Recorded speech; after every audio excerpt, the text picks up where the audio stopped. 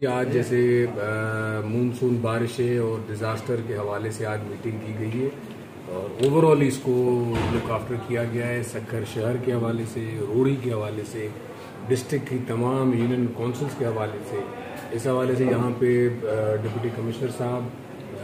भी थे और पीडीएमए के भी हम थे, पब्लिक हेल्थ के डिपार्टमेंट से भी ऑफिसर थे,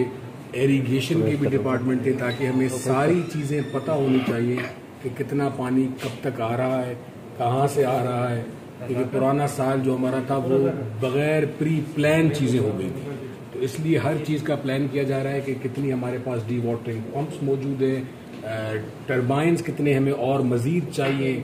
गांव देहातों में जो डी वाटरिंग पंप्स होते हैं वो कितने अरेंज करने चाहिए पर यूनियन काउंसिल के हवाले से। फिर आपको याद होगा कि आफ्टर बरसात जो मॉस्किटोज मच्छरों का बड़ा मसला होता है, स्प्रेज नहीं होती, गंदगी होती है, बीमारियां फैलती हैं, तो उसके हवाले से भी डीएचओ भी साथ थे, ताकि हमने सारी चीज़ों पे 1 बाय 1 मीटिंग की और इंशाअल्लाह इस उम्मीद पे है कि बहुत बेहतरी होगी। सब हम पहले से ही, और आपको भी नज़र आ रहा होगा, आप भी ये लोग देख रहे होंगे कि इस बार पहले से हर चीज़ें मीटिंग की जा रही है। जी।